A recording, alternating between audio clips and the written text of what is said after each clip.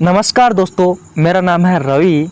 स्वागत है दोस्तों आपका हमारे YouTube चैनल साइंस गुरु रवि में। मैं दोस्तों इस YouTube चैनल पर बायोलॉजी पढ़ाता हूं। दोस्तों मैंने एक बायोलॉजी की टेस्ट सीरीज स्टार्ट की है।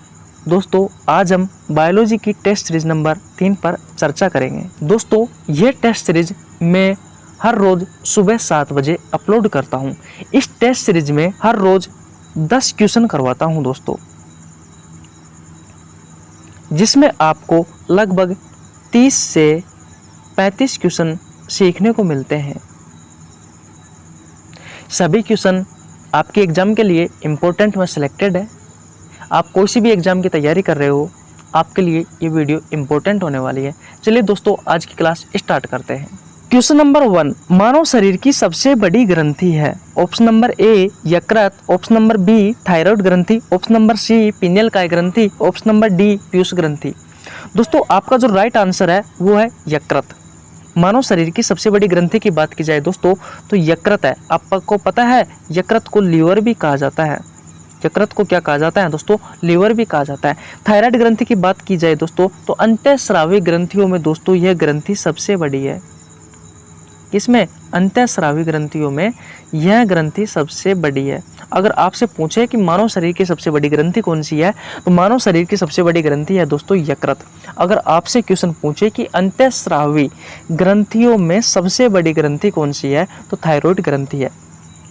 अगर दोस्तों आपसे पूछे कि सबसे छोटी ग्रंथि कौन सी है तो दोस्तों सबसे छोटी जो ग्रंथि है वो है पीनियल काय ग्रंथि। सबसे छोटी ग्रंथि कौन सी है? पीनियल काय ग्रंथि। अगर आपसे पूछे कि दूसरी सबसे छोटी ग्रंथि, दोस्तों दूसरी सबसे छोटी ग्रंथि है पीयूष ग्रंथि। आपको पता है एग्जाम में डायरेक्ट पूछा जाता है कि निम्न में से सबसे छोटी ग्रंथि है। दोस्तों पीनियल काय ऑप्शन में नहीं होता और हम उसका राइट आंसर करके आते हैं दोस्तों पीयूष ग्रंथि। लेकिन आपको ये ध्यान रखना है सबसे छोटी जो ग्रंथि होती है दोस्तों वो पीनियल काय ग्रंथि होती है, मस्तिष्क में पाई जाती है। पीयूष ग्रंथि भी मस्तिष्क में पाई जाती है। और दूसरी सबसे छोटी जो ग्रंथि होती है दोस्तों वो होती है पीयूष ग्रंथि। बात क्लियर है?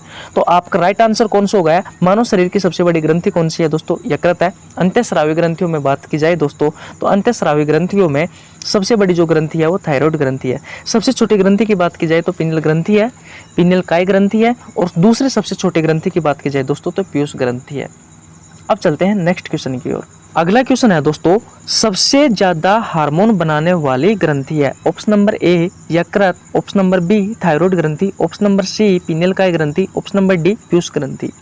दोस्तों मैं आपको जानकारी के लिए बता दूं सबसे ज्यादा हार्मोन बनाने वाली ग्रंथि है पीयूष ग्रंथि। इस पीयूष ग्रंथि को दोस्तों मास्टर ग्रंथि भी कहा जाता है। क्या कहा जाता है दोस्तों? मास्टर ग्रंथि भी कहा जाता है। मास्टर ग्रंथि क्यों कहा जाता है? क्योंकि दोस्तों ये क्या करती है, जो हाइपोथैलेमस होता है, हाइपोथैलेमस होता है, इस हाइपोथैलेमस को छोड़ करके बाकी सभी ग्रंथियों को कंट्रोल करती है। इस कारण दोस्तों इस ग्रंथि को पीयूष ग्रंथि भी कहा जाता है। इस कारण इस ग्रंथि को क्या कहा जाता है? पीयूष ग्रंथि भी कहा जाता है। कहने का मतलब इस ग्रंथि को, पीयूष ग्रंथि को क्या कहा जाता है दोस्तों? मास्टर ग्रंथि भी कहा जाता है। दोस्तों इसका एक नाम और है पिट्यूटरी ग्रंथि, भी इसी ही ग्रंथि को कहा जाता है। बात क्लियर है? अब चलते हैं अगले क्वेश्चन की ओर। अगला क्वेश्चन है दोस्तों आयु बढ़ने के साथ में कौन सी ग्रंथि गायब हो जाती है? आयु बढ़ने के साथ में कौन सी ग्रंथि गायब हो जाती है? ऑप्शन नंबर ए यकृत, ऑप्शन नंबर बी थायराइड ग्रंथि, ऑप्शन नंबर सी पीनियल काय ग्रंथि, ऑप्शन नंबर डी थाइमस ग्रंथि। तो दोस्तों आयु बढ़ने के साथ में होता क्या है, ये थाइमस जो ग्रंथि होती है दोस्तों ये गायब होती हुई चली जाती, गायब हो जाती है दोस्तों। आयु बढ़ने के साथ में दोस्तों ये थाइमस ग्रंथि है ये गायब हो जाती है। आपको पता है थाइमस ग्रंथि कहाँ पाई जाती है? तो थाइमस ग्रंथि पाई जाती है दोस्तों सीने में। कहाँ पे पाई जाती है दोस्तों? सीने में पाई जाती है। अब चलते हैं अगले क्वेश्चन की ओर। अगला क्वेश्चन है दोस्तों BMR का पूरा नाम है। Option number A basals metabolic rate, option number B basals metabolic reaction, option number C दोनों, ऑप्शन नंबर डी इनमें से कोई नहीं। दोस्तों आपका जो राइट आंसर है वह है option number A basals metabolic rate. अब आपको पता है कि BMR होता क्या है? दोस्तों BMR की डेफिनेशन सुनिए। BMR की फुल फॉर्म होती है वो होती है बेसल्स मेटाबॉलिक रेट, और इसे हिंदी में कहा जाता है आधार उपापचय दर। क्या कहा जाता है दोस्तों? आधार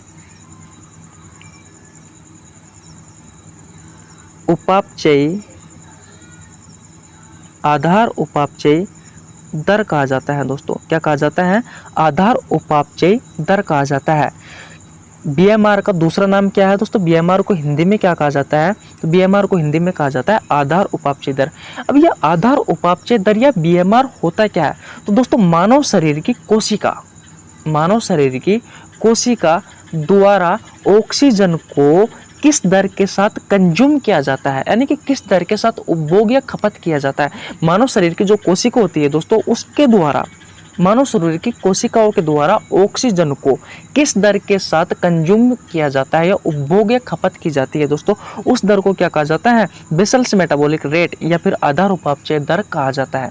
आशा करता हूं आपको अच्छे से समझ में आ गया होगा। अब चलते हैं अगले क्वेश्चन की ओर। अगला क्वेश्चन है दोस्तों, जड़वामनता रोग के लक्षण है। ऑप्शन नंबर ए, यह रोग 4 से 5 वर्ष के बच्चे में होता है। ऑप्शन नंबर बी, बच्चा मानसिक तौर से कमजोर हो जाता है। ऑप्शन नंबर सी, बच्चों का आईक्यू लेवल कम होता है। ऑप्शन नंबर डी, उपरोक्त सभी। दोस्तों इसका जो राइट आंसर है वह ऑप्शन नंबर डी, उपरोक्त सभी। सबसे पहले मैं आपको बता दूं दोस्तों कि जड़वामनता रोग होता है, इसे इंग्लिश में कहा जाता है जड़वामनता को क्रेटिनिज्म। आपने सुना होगा क्रेटिनिज्म।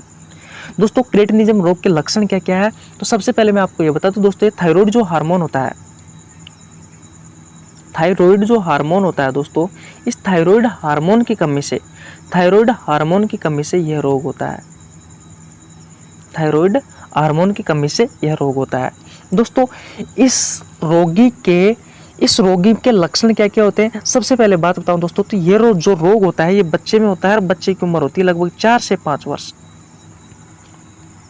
दूसरी बात, बच्चा मानसिक तौर से कमजोर होता है दोस्तों, वह शरीर से बहुत कमजोर होता है। उसका जो आईक्यू लेवल है दोस्तों, आईक्यू लेवल बहुत कमजोर होता है। कहने का मतलब अगर आपसे अच्छे से बात करोगे दोस्तों तो अच्छे से आपके क्वेश्चन का आंसर नहीं दे पाता। मंद बुद्धि बच्चा होता है, इसलिए दोस्तों कहा जाता है आईक्यू लेवल कम होता है। तो अब आपको अच्छे समझ में आ गया होगा दोस्तों कि जड़वामनता रोग क्या है। तो दोस्तों जड़वामनता जो रोग होता है थायराइड हार्मोन की कमी से होता है। किस हार्मोन की कमी से होता है? थायराइड हार्मोन की कमी से होता है।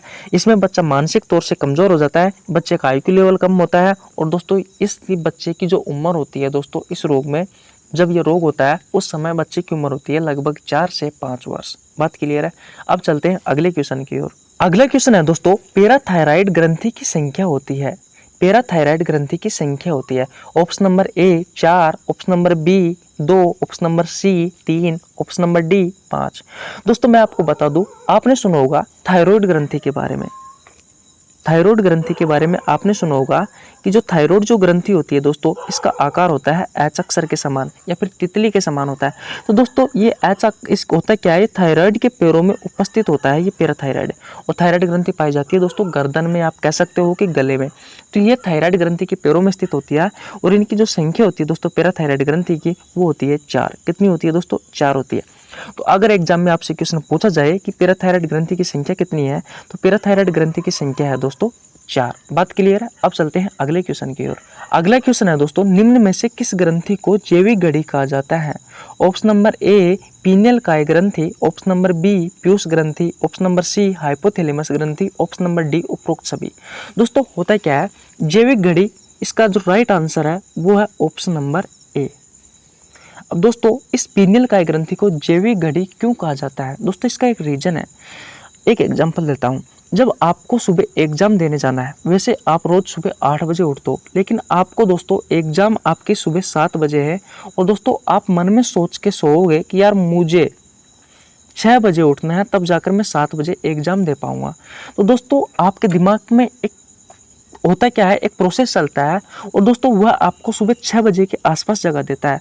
दोस्तों 6 बजे का जो अलार्म सेट होता है दोस्तों, ये किसके कारण होता है? ये स्पिनियल काय ग्रंथि के कारण होता है। इसलिए दोस्तों स्पिनियल काय ग्रंथि को क्या कहा जाता है? स्पिनियल काय ग्रंथि को कहा जाता है हमारे शरीर की जैविक घड़ी, क्योंकि यह जो हम मन में सोचते हैं दोस्तों, उसके आसपास इर्द गिर्द दोस्तों समय पर हमें जगाने का कार्य करता है। इस कारण दोस्तों से स्पिनियल काय ग्रंथि को जैविक घड़ी कहा जाता है। बात क्लियर है?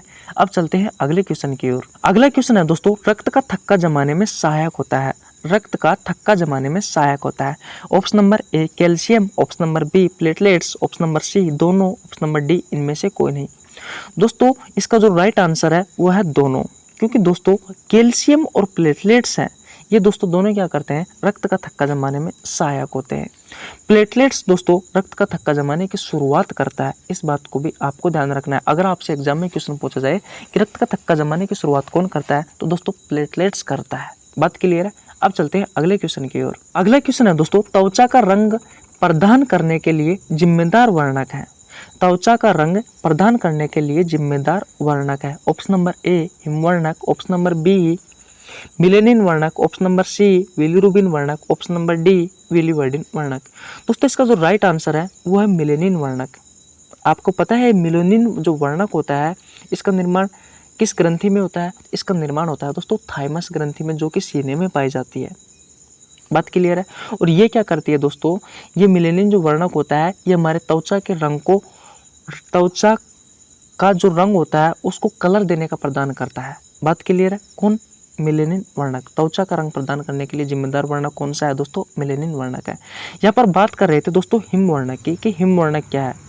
दोस्तों सबसे पहले मैं बता दूं कि ये हिम वर्णक है, ये हीमोग्लोबिन में पाया जाता है और ये क्या करता है, हमारा जो ब्लड होता है इस ब्लड को लाल रंग प्रदान करने का कार्य करता है। कौन दोस्तों? हिम वर्णक। बात क्लियर है। बिलिरुबिन और बिलिवर्डिन है दोस्तों, ये लीवर में पाए जाते हैं। बिलिरुबिन क्या करता है, बिलिरुबिन दोस्तों जो हमारा प्लाज्मा होता है इस प्लाज्मा को पीला रंग देने का कार्य करता है। और बिलिवर्डिन होता है दोस्तों, ये क्या करता है, ये पित्रस होता है दोस्तों हमारा, इस पित्रस को हरा रंग प्रदान करने का कार्य करता है। जो हमारा पित्रस होता है दोस्तों, इस पित्रस को हरा रंग प्रदान करने का कार्य कौन करता है? बिलिवर्डिन करता है। और बिलिरुबिन वर्णक क्या करता है दोस्तों? प्लाज्मा को पीला रंग देने का कार्य करता है। और बिलिरुबिन और बिलिवर्डिन दोनों वर्णक दोस्तों किस में पाए जाते हैं? ये पाए जाते हैं मेरे भाई लीवर में पाए जाते हैं। तो आशा करता हूँ ये क्वेश्चन आपको अच्छे समझ में आ गया होगा। अब चलते हैं अगले क्वेश्चन की ओर। अगला क्वेश्चन है दोस्तों, अग्नाशय ग्रंथि का बाहर होता है। अग्नाशय ग्रंथि का बाहर होता है। ऑप्शन नंबर ए 60 से 100 ग्राम, ऑप्शन नंबर बी 300 से 400 ग्राम, ऑप्शन नंबर डी 1.5 से 1.7 किलोग्राम, ऑप्शन नंबर डी इनमें से कोई नहीं। अग्नाशय ग्रंथि का जो बाहर होता है दोस्तों वो होता है लगभग 60 से 100 ग्राम। कितना होता है दोस्तों? लगभग 60 से 100 ग्राम होता है। 300 से 400 ग्राम किस ग्रंथि का वजन होता है दोस्तों? ये होता है थायराइड ग्रंथि का, जिसे आप अवतु ग्रंथि भी कहा जाता है। जिसे थायराइड ग्रंथि को क्या कहा जाता है? अवतु ग्रंथि भी कहा जाता है। इसका वजन कितना होता है? लगभग 300 से 400 ग्राम होता है। 1.5 से 1.7 किलोग्राम किसका वजन होता है? तो ये दोस्तों लीवर का वजन होता है। दोस्तों कैसी लगी आपको वीडियो? अगर वीडियो अच्छी लगी है तो दोस्तों वीडियो को लाइक कर सकते हो, हमारे चैनल को सब्सक्राइब कर सकते हो और अपने दोस्तों के पास शेयर कर सकते हो। धन्यवाद दोस्तों।